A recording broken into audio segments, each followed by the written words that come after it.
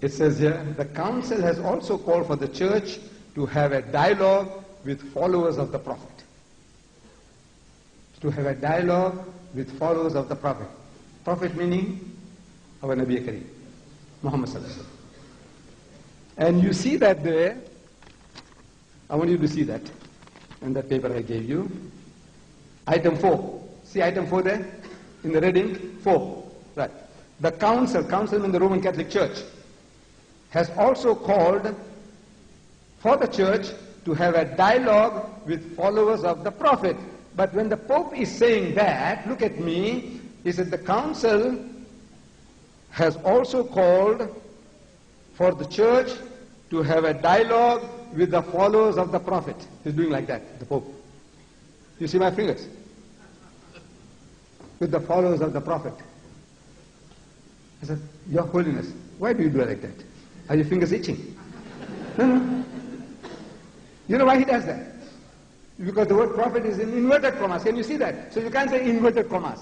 You say the followers of the prophet. Meaning inverted commas. You know what it means? Your Holiness, you want to have a dialogue. Let's clarify the terms. Let us talk on what we are talking about, whether we mean the same thing. You said followers of the prophet. What is that for? What is this? What are you doing? What are you bringing? What is this wings here? What are you flying in? Huh? You know what it means? What that means? What it means? Come, what does it mean? Means is not what I say. This is what people say. Prophet is what people say. I don't believe it. So if you would prophet without that inverted commas, it means these are his words. You can say, well, sir, you said you believe him as a prophet. You say, no. The prophet I put in inverted commas, meaning that's what you people say, prophet. I don't say that. These are your words. I'm only quoting hadith. Look what the guy is doing. And he wants to have a dialogue. Huh? Then on page 43, again, he does the same thing. The Prophet Muhammad, prophet in inverted commas. Twice he puts the word prophet in inverted commas. So why do you do that? You want to have a dialogue.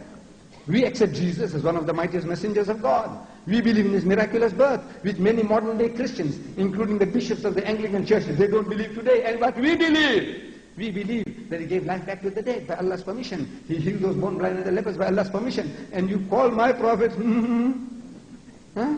You call my prophet in inverted commas. Why do you do that? Why don't you accept him as a prophet? Let's talk that. You want to have a dialogue? Let's talk that.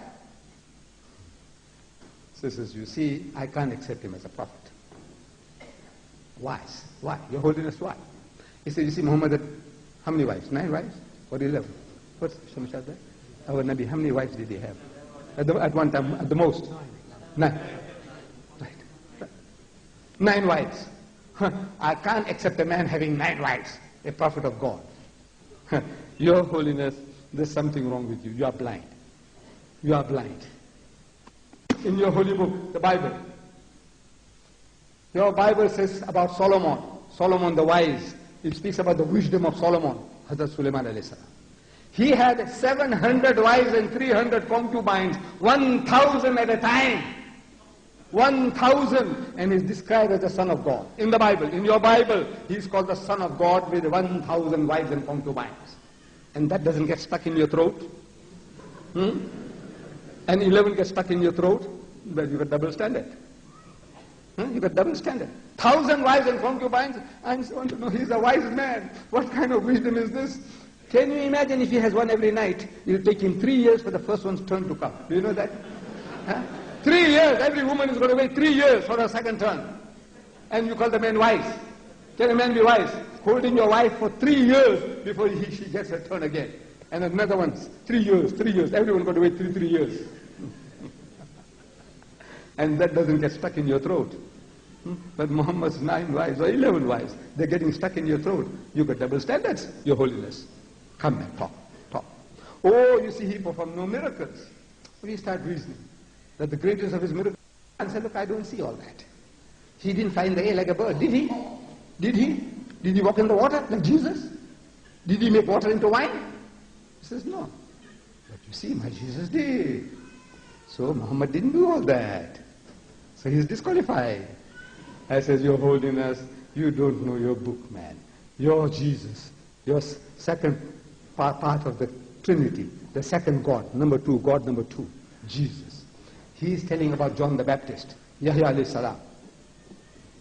They call him John the Baptist. He said, among those born of women, he's a human being, among those born of women, there has not risen another greater than John the Baptist. The greatest of the Jewish prophets is John the Baptist, Yahya alayhi salam, according to Jesus, your God. He testifies about John, Yahya alayhi salam, that he is the greatest of the Jewish prophets. And yet he performed no miracles. He performed no miracles. What's wrong with you? And Jesus said, for they, the false prophets, shall arise, for they shall arise many false prophets and false Christs, who will show you great signs and wonders, if it were possible to deceive the very elect. So, prophet, for miracles is no proof that even a man is a man of God or a man of truth. What are you talking about? Come, let us have a dialogue. And I want you, my brothers and sisters, to master these little pieces. Get these tapes, get this book, £5 each, and one free. £5 each and one free. And arm yourself with knowledge that you can talk. As the Qari read, Udu ila sabili rabbika bil hikmati. Invite all to the ways of their Lord with wisdom. Wal maw'izatil hasanati. And with beautiful preaching. Wajadilhum billati ahsan. And reason with them in the ways that are best and most gracious. Wa akhiru da'wana alhamdulillahi rabbil alamin.